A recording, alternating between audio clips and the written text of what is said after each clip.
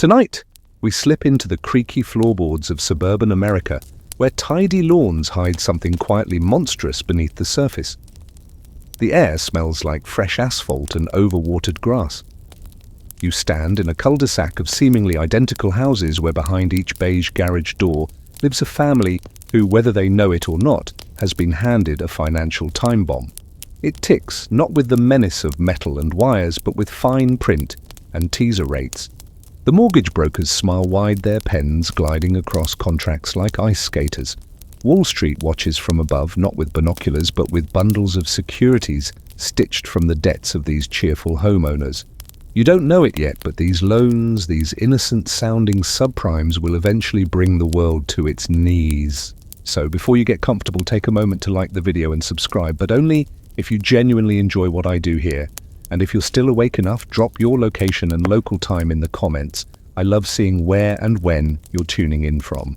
Now dim the lights, maybe turn on a fan for that soft background hum, and let's ease into tonight's journey together.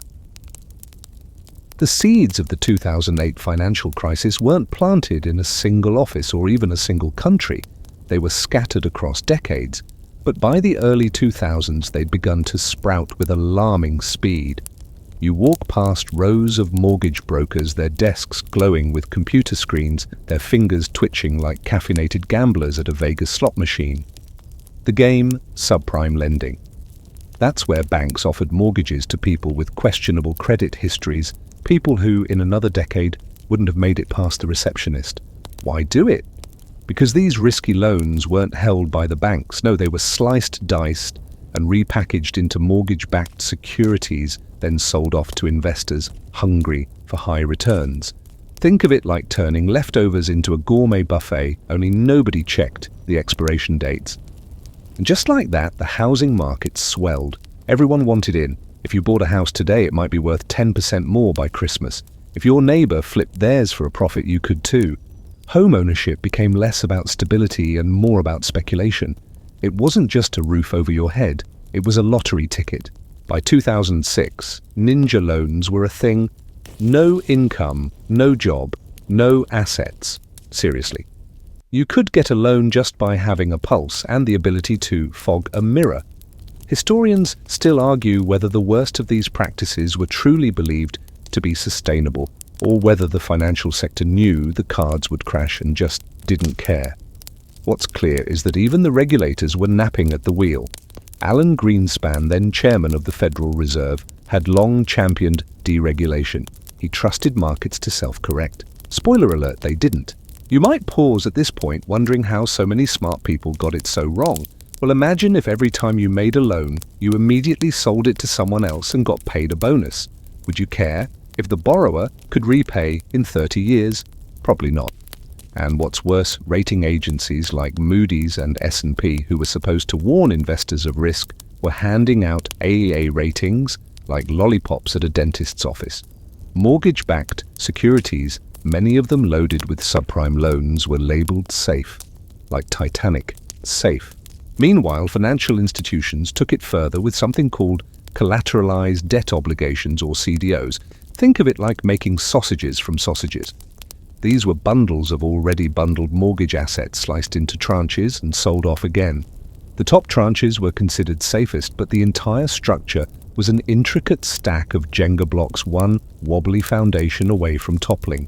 A quirky footnote: one obscure hedge fund even tried to design a financial product that bet against the very CDOs it helped build. Like drawing the blueprint for a hotel and placing bets it would collapse. Some called it genius, others preferred mildly evil. Still, most Americans didn't know or care.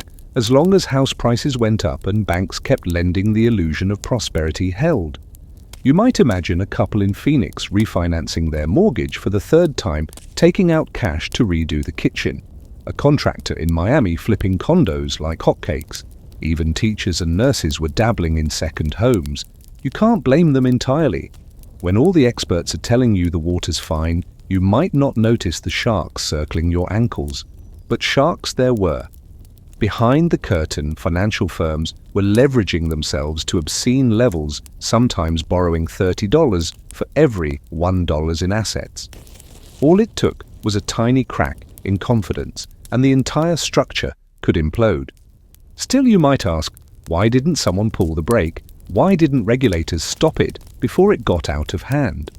One problem was complexity. These securities were so opaque that even seasoned investors didn't fully understand them. Another issue was incentive. When everyone's making money, no one wants to be the party pooper. You stand now on the edge of 2007 looking over a landscape that feels too perfect to last. There's a hush, almost like before a storm. A few warning signs emerge, loan defaults begin to creep up. A handful of hedge funds collapse, but Wall Street shrugs.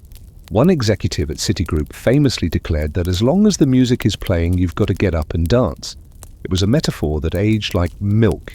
So you tuck in deeper, perhaps pulling the blanket a little tighter, because the first domino is about to fall, not with a bang, but with a missed mortgage payment in a modest house somewhere you've never heard of.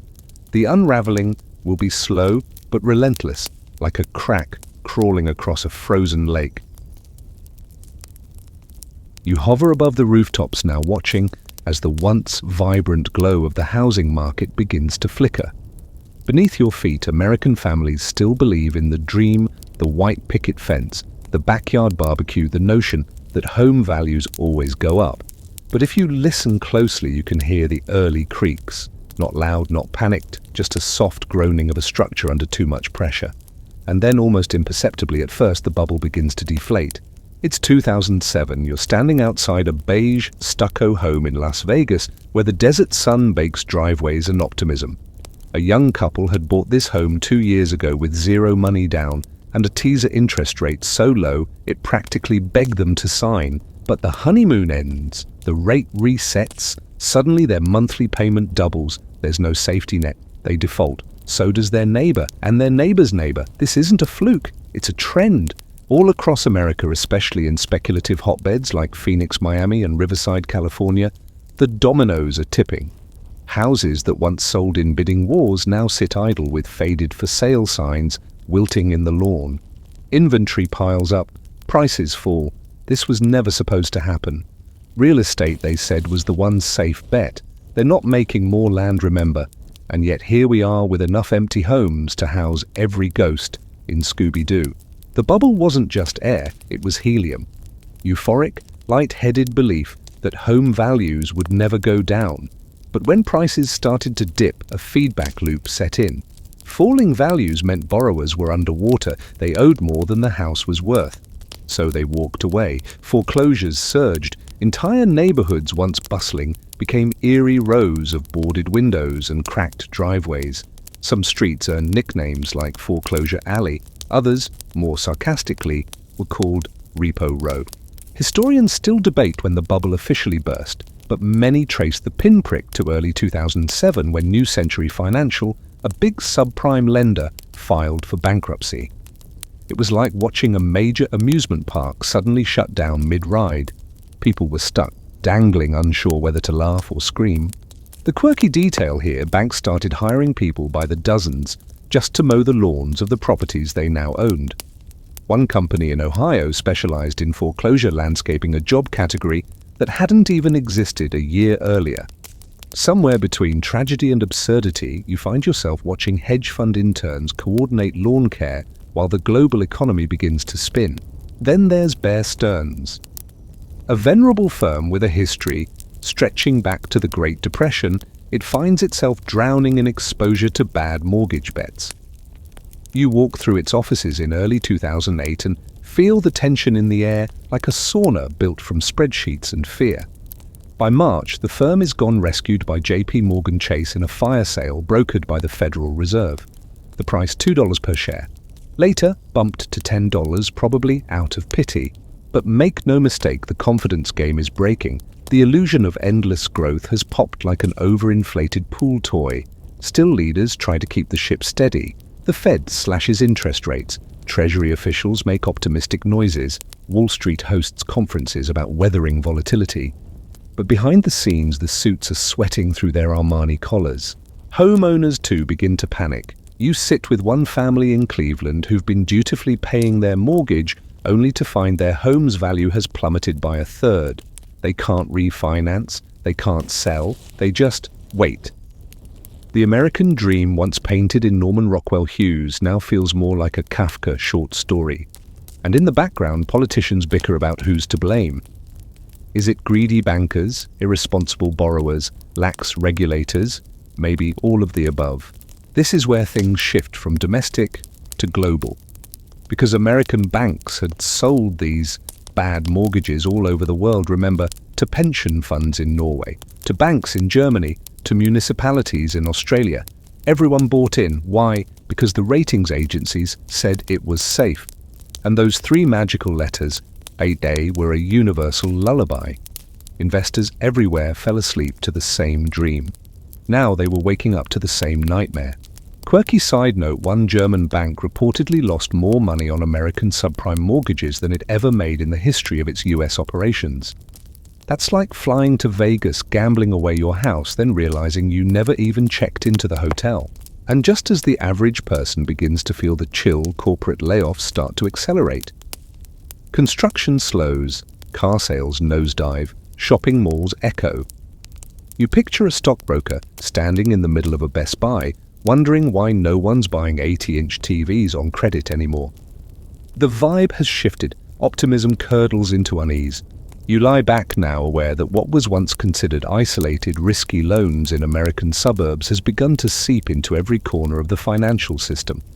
And like black mold in a damp basement, the damage spreads quietly before it becomes visible. There's still more to come, but by now you've seen the shape of the beast. So you breathe slowly as the bubble deflates with a hiss that becomes a howl.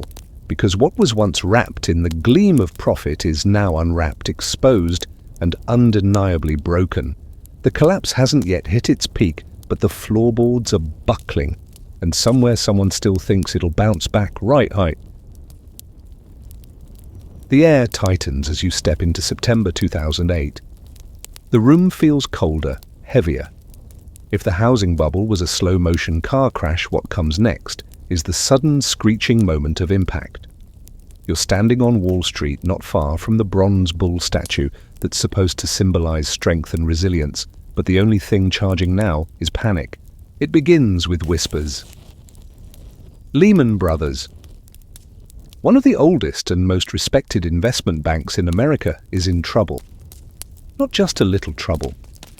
The kind of trouble that makes interns cry in bathroom stalls and senior executives suddenly look very interested in early retirement. You picture their building, 745 7th Avenue. Glassy, towering, expensive.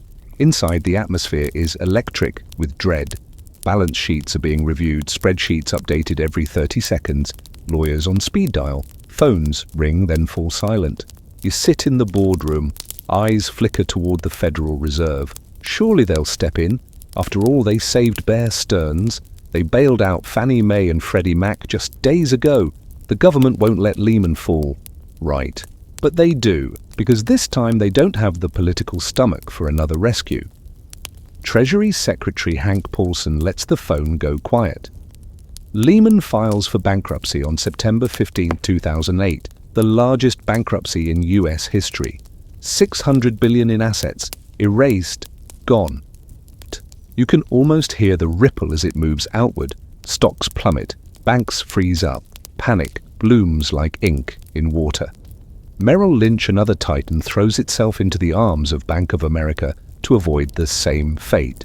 You feel a collective inhalation, millions of people around the world staring at their televisions wondering if they just watched capitalism itself keel over.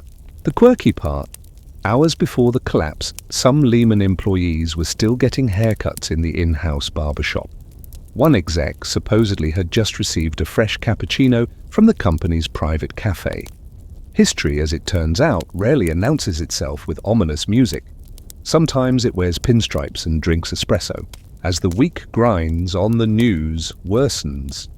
AIG, the massive insurance firm, confesses it's drowning under the weight of insuring toxic mortgage assets.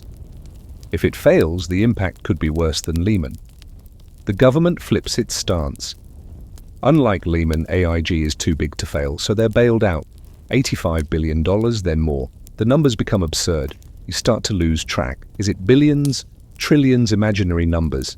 People begin to ask, how did we let this happen? But the questions are drowned out by screaming stock tickers and breaking news alerts. Every hour brings another crisis. Washington. Mutual, the largest savings and loan bank in the US, collapses. It's seized by the FDIC. Wachovia stumbles. Citi steps in. Or Wells Fargo. Even the people doing the rescuing don't seem entirely sure what's going on. You walk through the New York Stock Exchange, the traders wear haunted looks, jokes have dried up. One leans against a column and mutters, "This is biblical." Another with a half smile says, "Remember, when we thought .com was bad."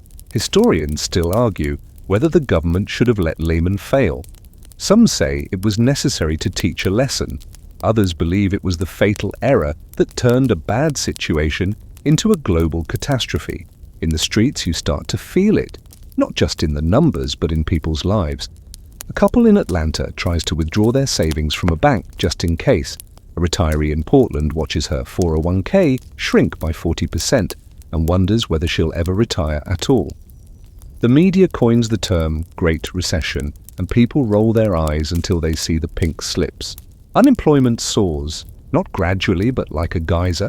Companies shed workers like autumn trees dropping leaves. Construction halts, car dealerships close. Even Starbucks, the symbol of early 2000s affluence, shuts down hundreds of locations. Nothing feels safe anymore, not your job, not your pension, not your house, not your bank. You sit on a park bench with a former mortgage broker now selling bottled water out of a cooler. He shrugs. "I used to sell houses for a living, now I sell hydration." But let's not forget the sheer speed of the unraveling. In a matter of weeks, decades of growth vanish. Wall Street icons disappear or are absorbed. The S&P 500 craters. You find yourself watching Congress on TV debating a $700 billion bailout package, something called TARP, the Troubled Asset Relief Program. It's supposed to stabilize the financial system by buying toxic assets off banks' books. The first vote fails, markets drop another 700 points. Lawmakers panic, reconsider. The second vote passes, relief of a sort, of a fringe detail here. Some representatives reported receiving hundreds of angry faxes per hour during the vote. Faxes, not emails, not tweets. Faxes. It was like a last gasp of analog fury before the digital rage era kicked in. Still, the bailout wasn't a magic wand. It stopped the bleeding, but the patient remained in critical condition, and the public furious. Bailouts for banks, but foreclosure notices for regular people. The image of executives flying private jets to congressional hearings didn't help. It looked like the Titanic's officers getting first-class lifeboats while steerage passengers drowned. One CEO of a bailed-out firm even received a bonus big enough to buy several yachts. Bold move, sir. You now lie in the dark, maybe blinking once at the sheer scale of it all. How the mighty had fallen and taken so many with them. But this isn't just a US story anymore. Other dominoes are starting to tip, and the crash that began with a few bad loans in Florida and California is about to cross oceans. You don't even have time to process that Lehman is gone, because the next morning you'll wake up to find that your cousin in Ireland just lost his job, that a bank in Iceland just collapsed, that somehow this thing has gone global. So for now, pull the covers close, we're not out of the tunnel, but at least you can say you were there when the house of cards finally collapsed. You stir slightly, and when you open your eyes, you're not in a boardroom or a cul-de-sac anymore. You're everywhere at once. Screens glow with red numbers. News anchors speak in panicked tones. Bank queues stretch around city blocks.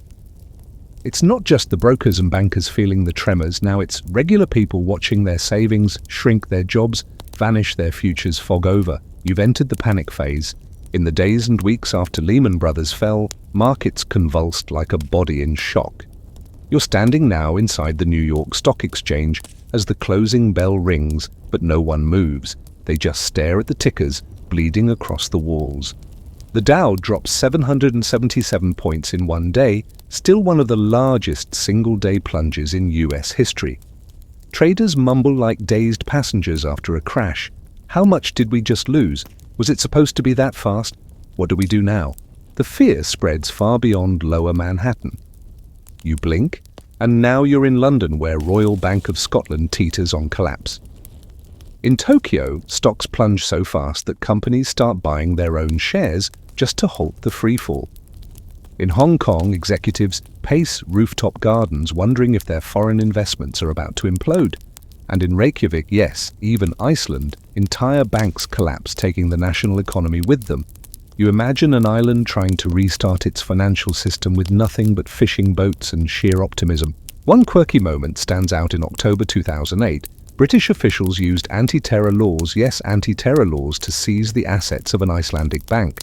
Historians still debate whether that was clever legal maneuvering or just a full-on panic move with a dash of dark comedy.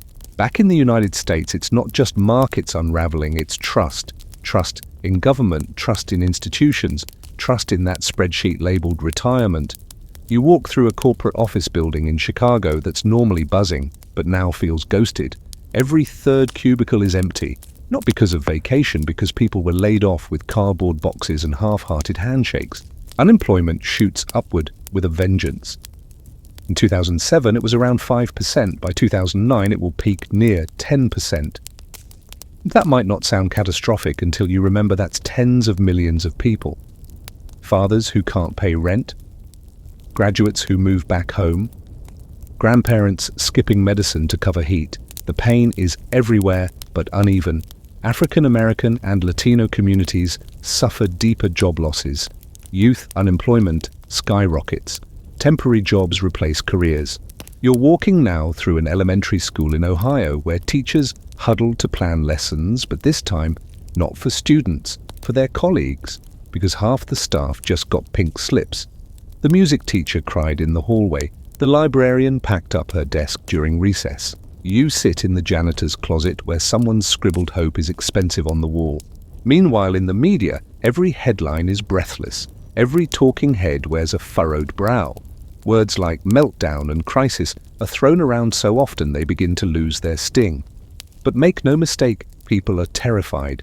You flip through channels and see CEOs grilled by Congress, average citizens crying on call-in shows, financial advisors trying to smile while explaining the difference between a dip and a disaster. It's also the era of too big to fail. You sit beside an old-timer at a diner in Michigan who says, if they're too big to fail, maybe they're too big to exist. And he's not wrong. The banks that triggered this collapse are suddenly declared vital to saving it. The US government takes equity stakes in major financial institutions. That's right, partial nationalization in the land of capitalism. George W. Bush, of all people, signs off on it. And then there's the everyday panic. You hear stories, some verified, some half-whispered, about people cashing out retirement accounts, hoarding gold, stuffing cash into freezers. A hardware store in Texas reportedly runs out of safes. Not because of burglars, but because people no longer trust the banks.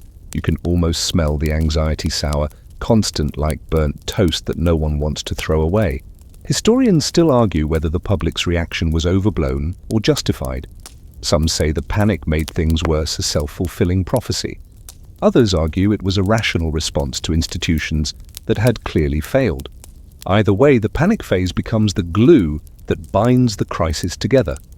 A moment when millions of people around the world all shared the same thought: I don't know if I'm going to be okay.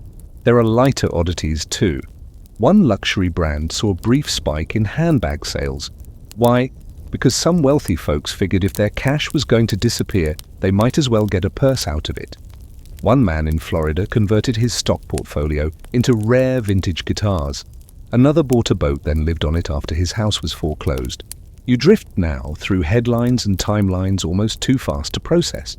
Goldman Sachs and Morgan Stanley abandoned their investment bank status to become bank holding companies so they can access emergency funds. The Federal Reserve slashes interest rates to near zero. Massive stimulus packages are debated, passed, then expanded. Governments are throwing every tool at the fire, even if some of those tools resemble squirt guns. But none of it stops the sense that something fundamental just broke. Not just the financial system, but faith in the idea that the adults are in charge, that the people with MBAs and fancy suits knew what they were doing. You recall one commentator saying, "The system didn't fail, it worked exactly as it was designed to." And that's what made it so terrifying. So you close your eyes now, barely breathing, as you picture economies buckling, savings crumbling, and confidence vanishing like breath on glass. The worst isn't over yet. The crisis still has directions to spread, but you've survived the panic for now. And tomorrow we'll talk about who got rescued and who got left behind. You wake up in a fluorescent-lit hallway, somewhere between a Senate hearing and a Goldman Sachs elevator.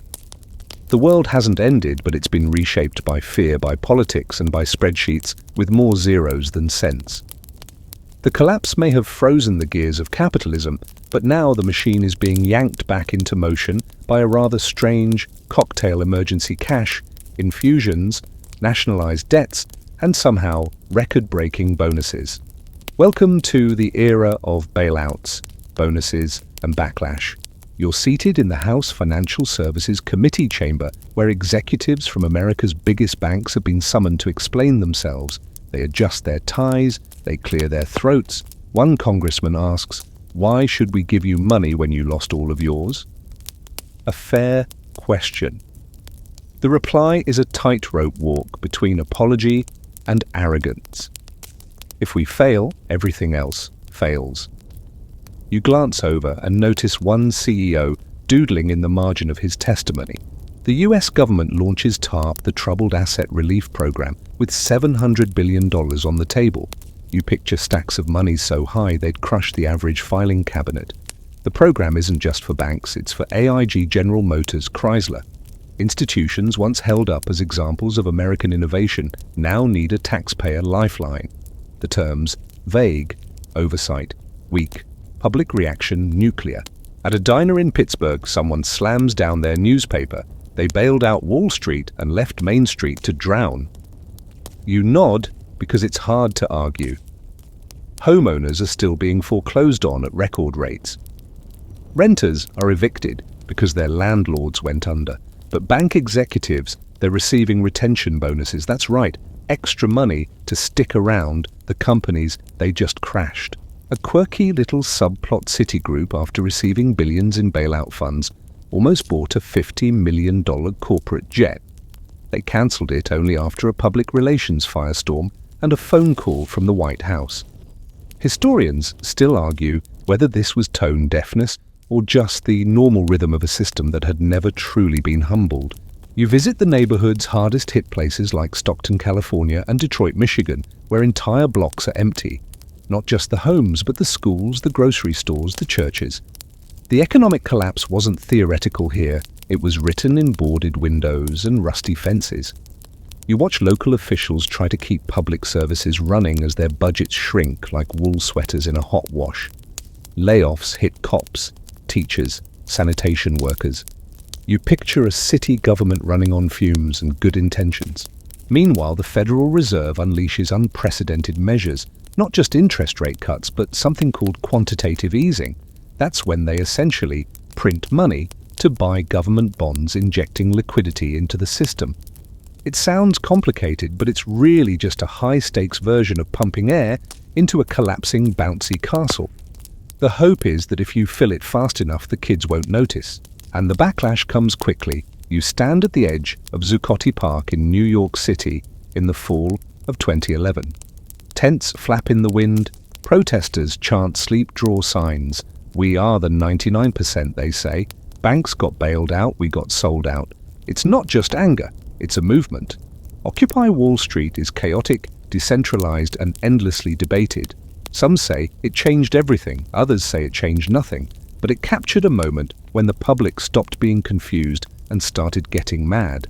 Across the Atlantic, you land in Greece, where the financial crisis mutated into something new, a sovereign debt crisis.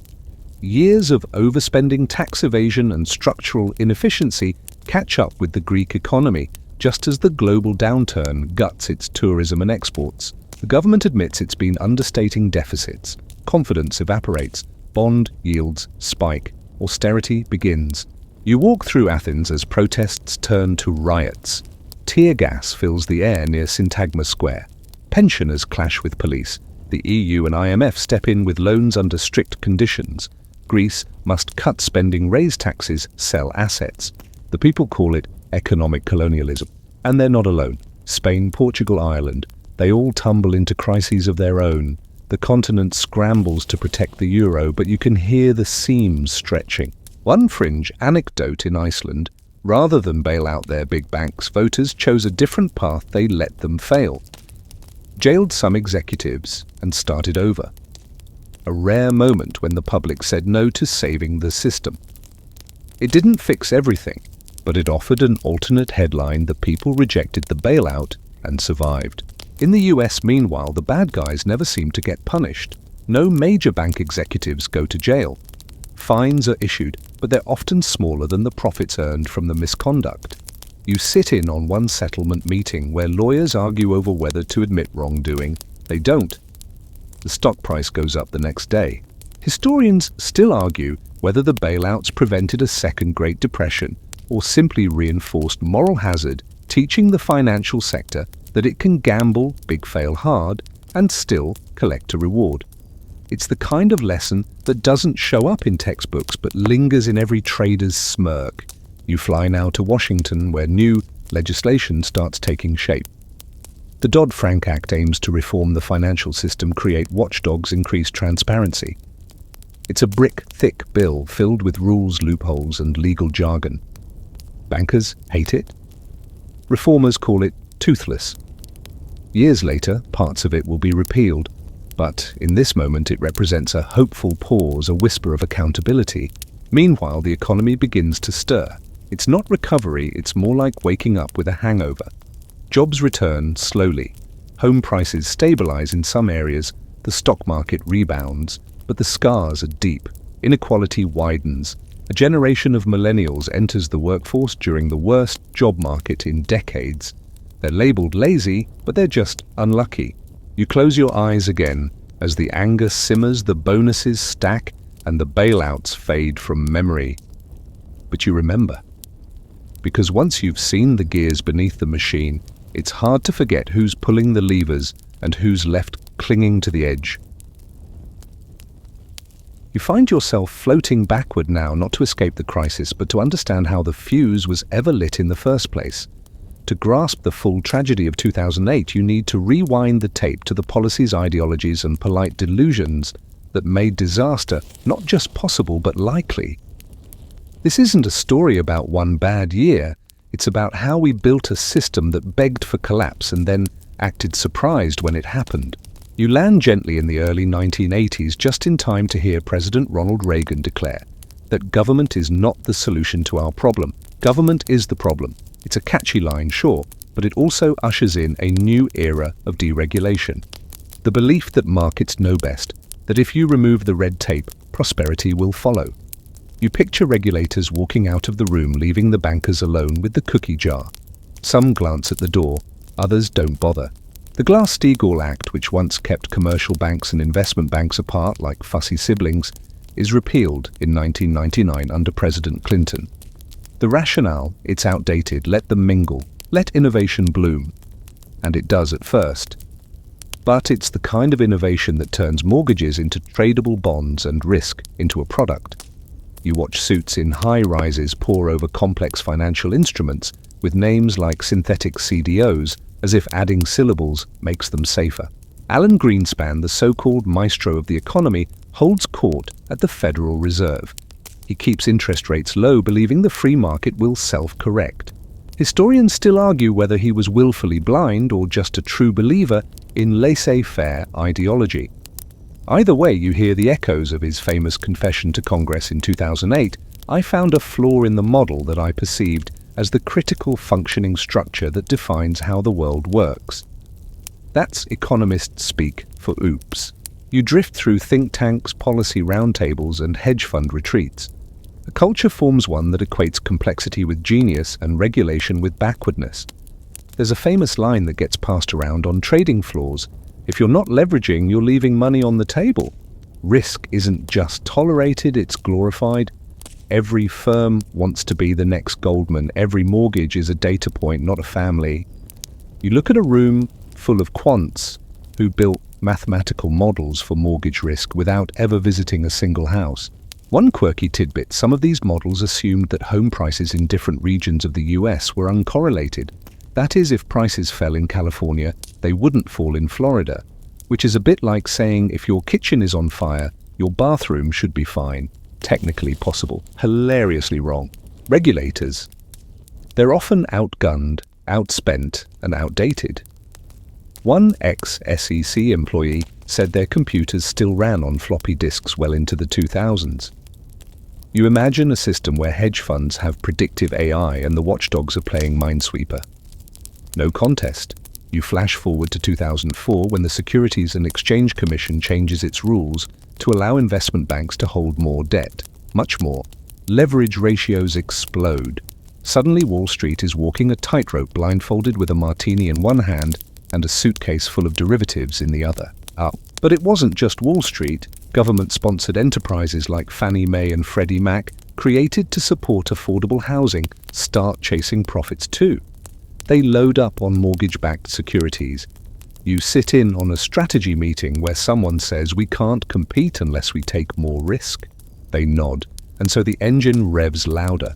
Meanwhile, consumers are pulled in by cheap credit and rising home values. You meet a family in Tampa who took out a home equity loan to buy a boat. They weren't being reckless, they believed their house would keep climbing in value. Why not use the equity now? You see a developer in Las Vegas building a third gated community before selling the first. It's optimism bordering on religion. Historians still debate whether this was a failure of capitalism or a misapplication of it. Was it greed run amok, or a system functioning exactly as designed, rewarding short-term gains over long-term health? It's a debate that still echoes through classrooms, boardrooms, and dinner tables. But perhaps the darkest irony: many of the people who saw the crisis coming were ignored. A handful of economists, journalists, and investors rang alarm bells early. They pointed to skyrocketing home prices, incomprehensible securities, and the shadow banking system. You hear one of them on an old CNBC clip saying, "This is going to blow up." The host laughs, the audience laughs, everyone laughs, then it blows up. You sit in on a 2005 banking conference where an analyst tries to explain the risks of mortgage defaults. He's booed off the stage. Later, that same analyst's predictions become required reading. But at the time, optimism was more fashionable than caution, and caution doesn't get you promoted. Even the international financial system wasn't built to handle such fragility. The global economy had grown increasingly interconnected, but without shared guardrails. If a big bank in New York sneezed, a pension fund in Tokyo caught the flu. And sneeze it did. So now you lie back, aware that the crisis wasn't born in chaos but in comfort. In the overconfidence of an era that mistook rising numbers for wisdom. We got reckless because we could. Because no one said no. Because the system had forgotten how to be scared. And maybe fear isn't always the enemy. Sometimes it's the only thing that keeps the roof from collapsing. You cross the Atlantic, now weightless above a continent trying very hard to pretend it wasn't watching the same house burn down. Europe had observed the implosion of Wall Street with a mixture of smugness and schadenfreude. "That's an American mess," they said. "We've got stricter regulations, we're not as exposed, but you drifting through spreadsheets and bond markets know better." The echoes of the US crash were already bouncing off the old marble halls of Europe's financial institutions. All it took was a little time and a lot of leverage. You settle first in Ireland, where the banks had joined the party like eager freshmen at a senior kegger. During the housing boom, Irish banks handed out mortgages like party favors. You want to build 400 luxury apartments outside a rural town of 500 people. Sure, why not? Prices soared, everyone made money, until they didn't. By 2009, the Irish housing bubble burst so violently that entire developments stood unfinished, nicknamed ghost estates. The banks insolvent. The government panicked. In a single weekend, they guaranteed all bank deposits and liabilities worth more than the country's GDP. One local journalist later called it the most expensive blanket in the history of the world. Next, you drift to Iceland, small, scenic, and spectacularly overconfident. 3 Icelandic banks had expanded so rapidly during the boom that their combined assets dwarfed the nation's economy. They'd gone global, offering high-interest savings accounts online to Europeans, many of whom had no idea their money was being handled from a country better known for geysers than capital markets. When the crisis hit, Iceland's banks collapsed in domino fashion. The currency cratered, imports stopped, supermarkets rationed food. Historians still debate whether Iceland's refusal to bail out its banks was bold or just the only option available for a tiny island with no printing press. One quirky episode, Britain invoked anti-terrorism legislation to freeze Icelandic bank assets. That's right, technically. For a few days, Iceland was on a UK terror watch list. Icelanders were not amused. Then comes the real heavyweight, Greece. You hover now over Athens, where an entirely different kind of crisis brews not from mortgages, but from math. For years, Greece had been cooking the books, hiding its ballooning deficits with the help of creative accounting and some light assistance from certain US investment banks. When the truth emerged in late 2009, markets revolted. Investors demanded higher interest rates to lend money. Suddenly, Greece couldn't afford its own debt. In come the Troika's representatives from the European Commission, European Central Bank, and International Monetary Fund. They offer bailout packages totaling over $300 billion. But these are not free lunches. They come with strings more like steel cables. Greece must slash spending, raise taxes, privatize assets. In theory, austerity would restore confidence. In practice, it plunged Greece into depression. You walk down an Athens street where shop after shop is shuttered. Homelessness triples, suicide rates rise, hospitals run out of basic supplies. Teachers pass around photocopied textbooks because they can't afford new ones. Austerity becomes a four-letter word. You see protests morph into riots, Molotov cocktails thrown at parliament buildings, and gas masks worn not by radicals but by retirees. Historians still argue whether austerity saved the euro or simply broke Greece. The political fallout was massive. New parties surged to power. Trust in traditional institutions collapsed. One Greek pensioner told a BBC reporter, "We used to worry about our children leaving the country. Now we worry they'll never come back."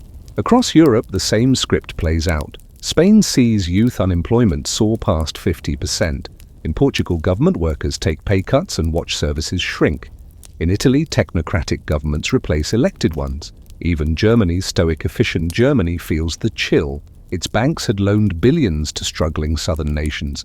Suddenly, it's not just a financial debate, it's cultural. North versus South. Frugal versus spendthrift. Why should we pay for their mistakes? You hear one German politician ask. And in the South, why should we suffer for your banks? You realize this isn't just an economic crisis, it's a European identity crisis.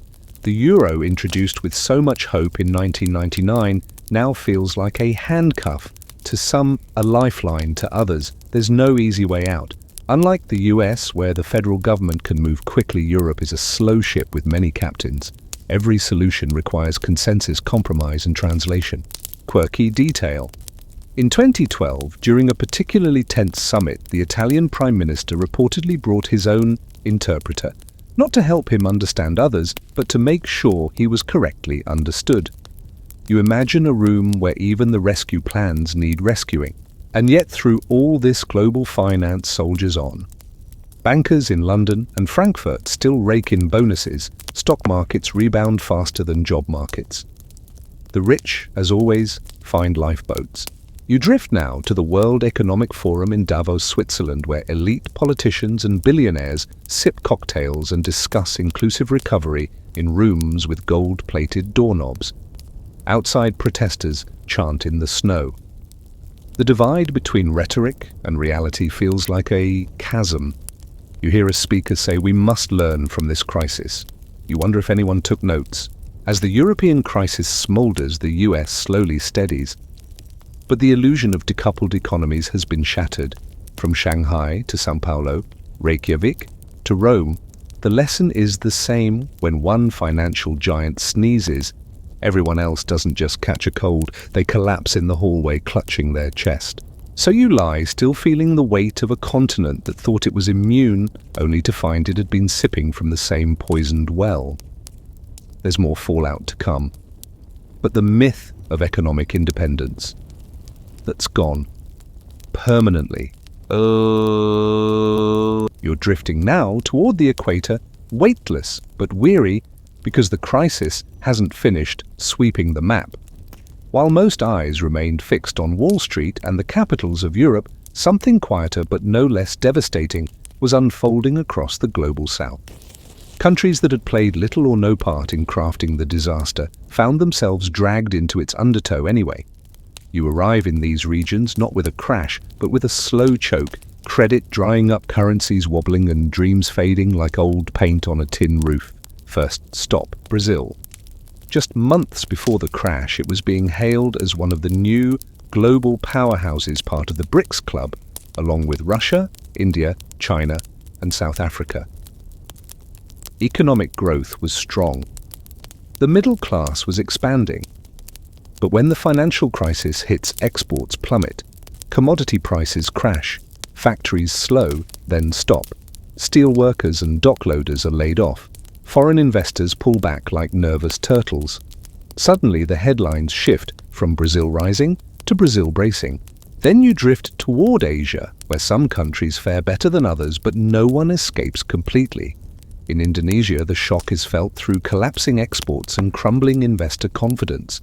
Local banks, already cautious after the 1997 Asian financial crisis, manage to weather the worst, but growth slows, jobs vanish, and poverty ticks upward. Malaysia, the Philippines, Thailand all feel tremors. You step through markets where vendors murmur about fewer customers and higher food prices. Governments scramble to stabilize currencies, reassure businesses, and keep people calm. Historians still debate how much of this second-hand suffering was necessary. Some say these economies were just unlucky collateral damage in someone else's crash. Others argue their dependency on exports and foreign capital made the pain inevitable. Either way, the lesson burns. Even if you didn't place a single bet in the casino, the fire still reaches your home when the building burns down. You arrive in Kenya next, where families see the cost of imported goods surge as the shilling weakens. In Zambia, copper exports nosedive. South Africa loses tens of thousands of factory jobs. The World Bank and IMF issue warnings, but few solutions.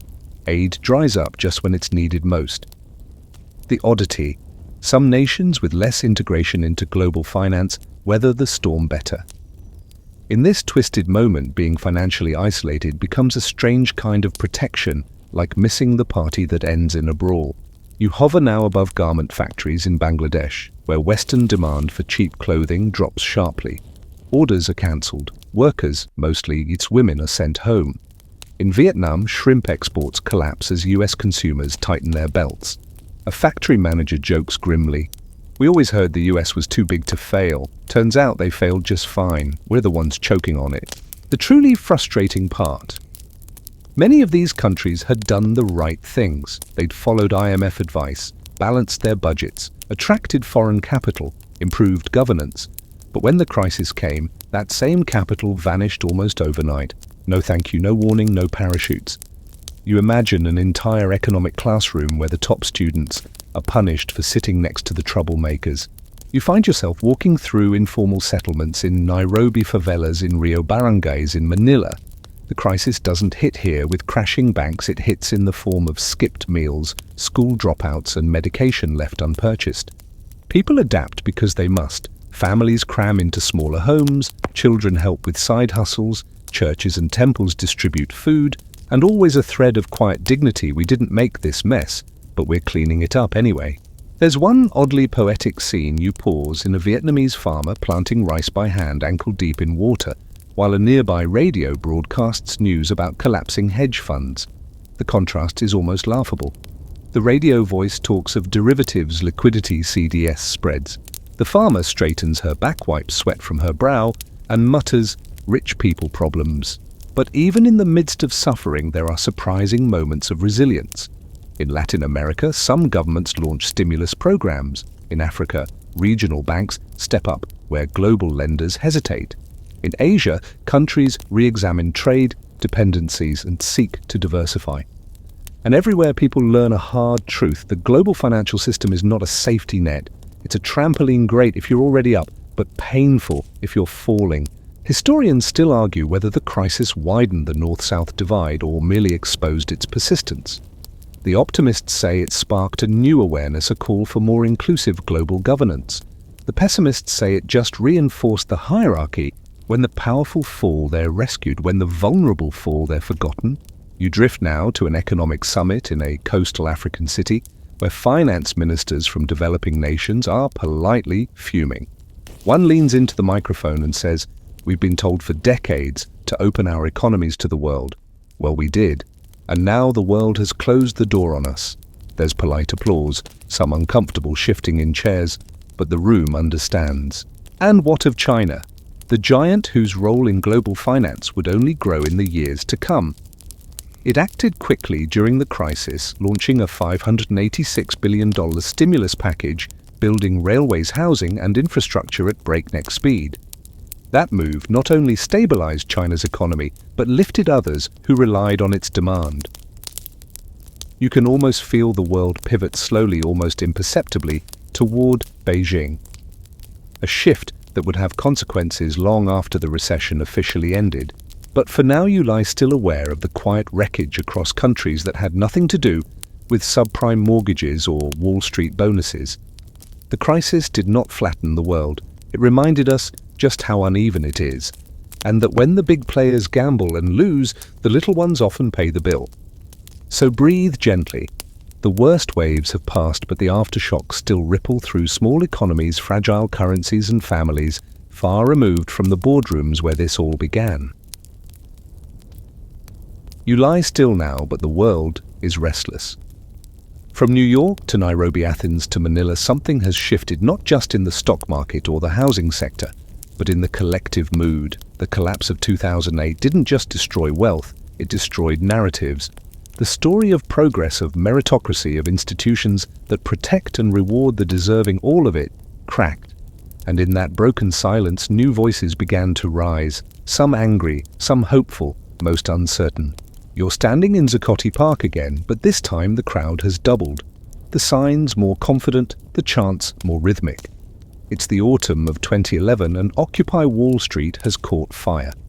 You watch students camp beside war veterans, environmentalists swap granola bars with software engineers, and a man in a tweed jacket lecture about credit default swaps next to a woman weaving protest slogans into yarn. We are the 99% echoes off the skyscrapers.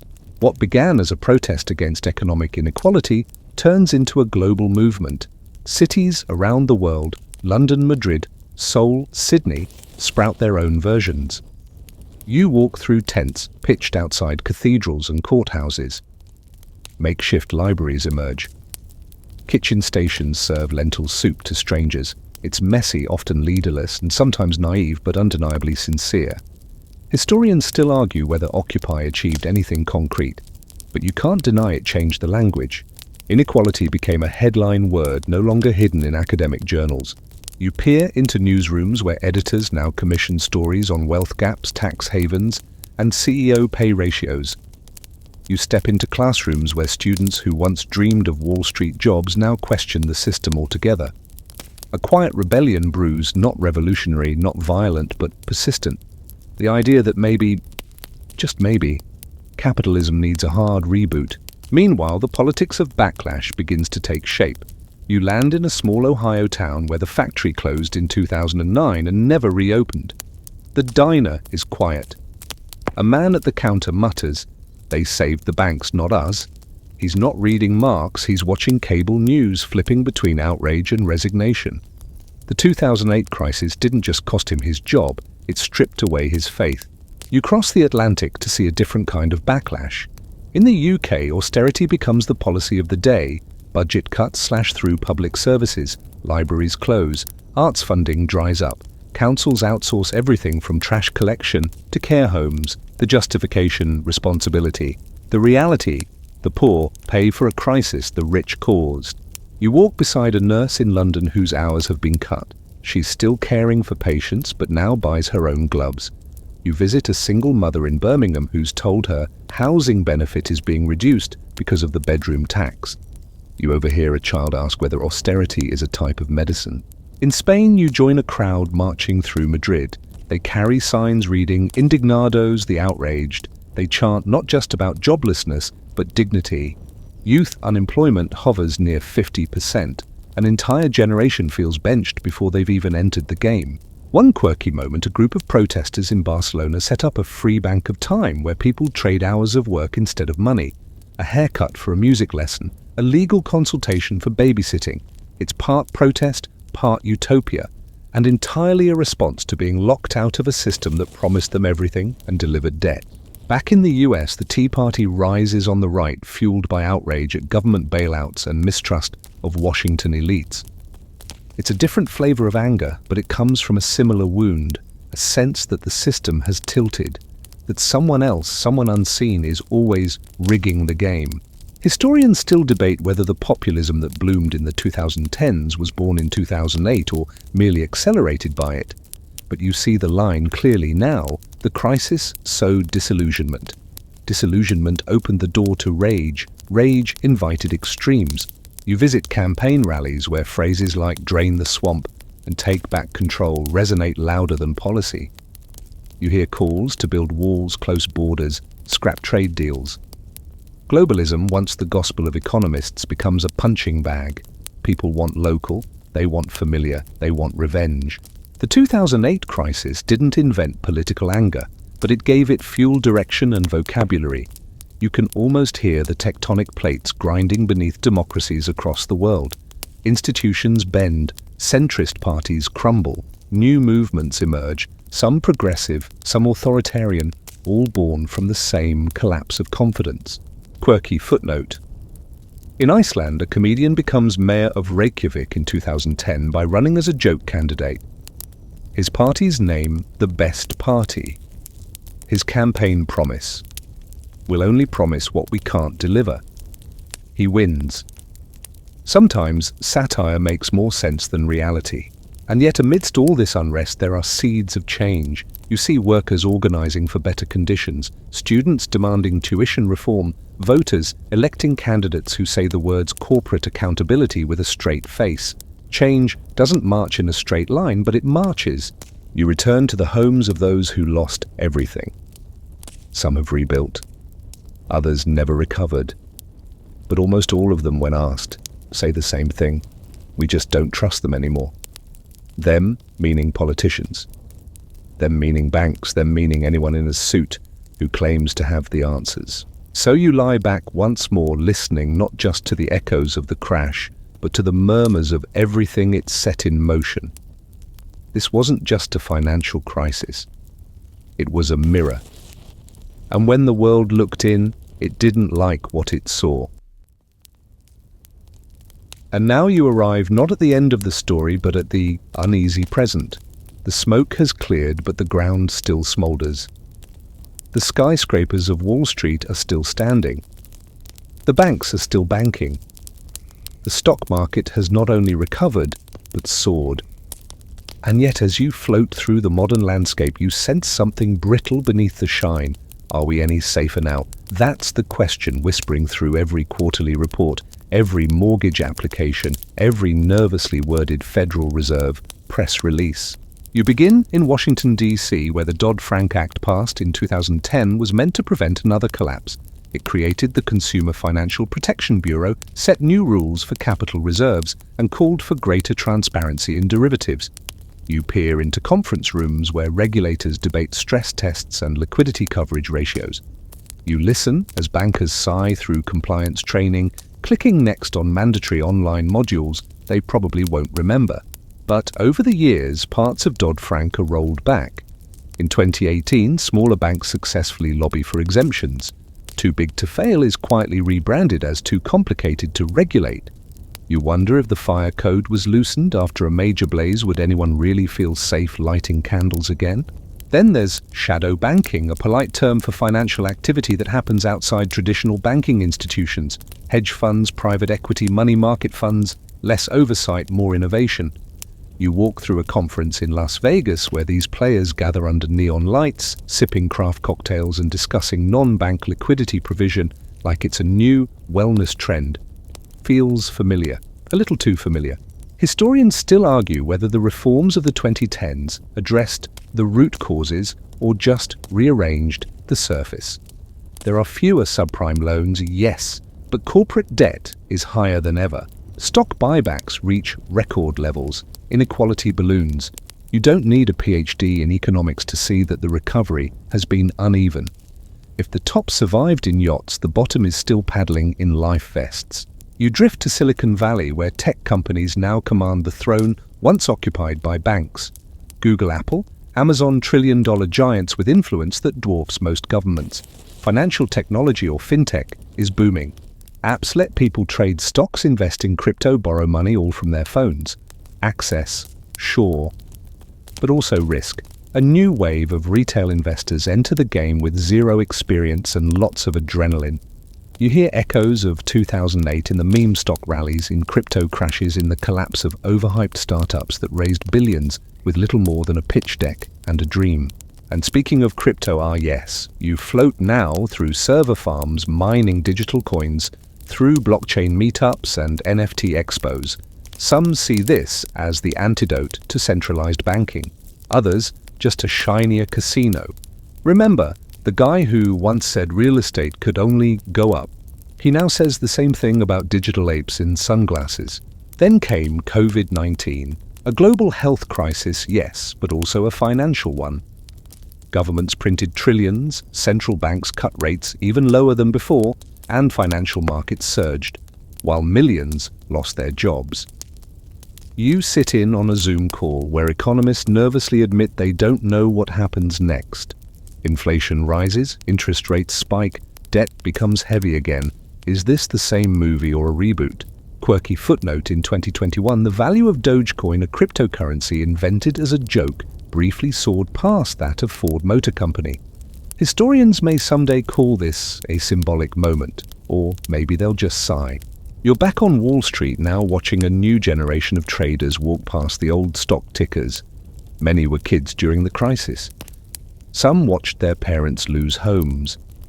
Others never got a job in the wreckage of 2009 and rebuilt their lives gig by gig. There's a tension in the air, hope and suspicion, ambition and fatigue. In classrooms, professors teach the 2008 crash with PowerPoints and models. In bars, people tell stories of what they lost.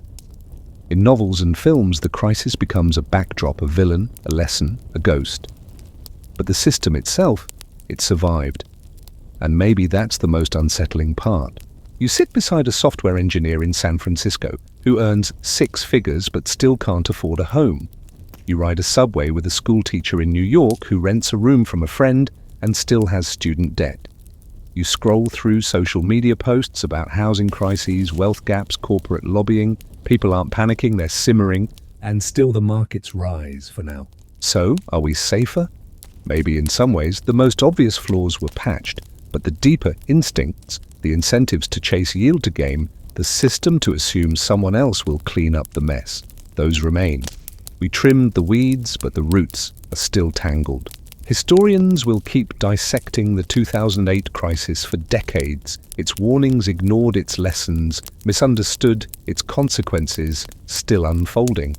And you lying here now know one thing for certain: the next crisis won't look exactly like the last. It never does. But when it comes, someone will say, no one could have seen it coming. And someone else will say, they always say that. And now as we wind down, let the pace slow. Let the noise fade. You're drifting now gently away from ticker symbols and acronyms, away from hearings and hedge funds, from office towers and angry chants. The lights dim. The screens fade.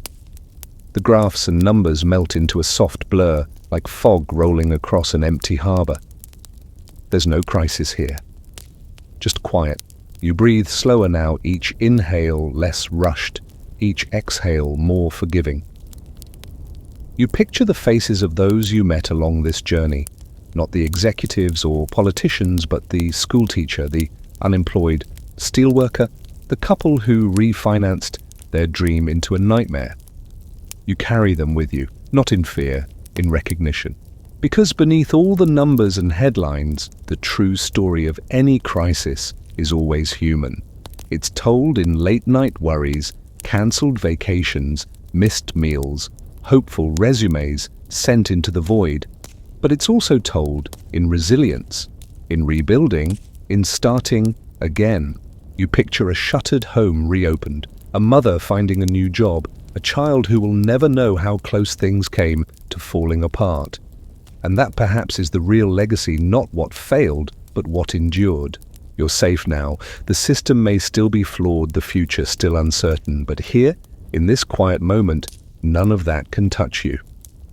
You've walked through a decade of unraveling and recovery.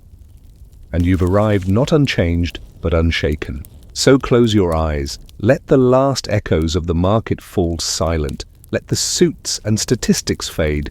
The world will keep spinning. And you deserve rest.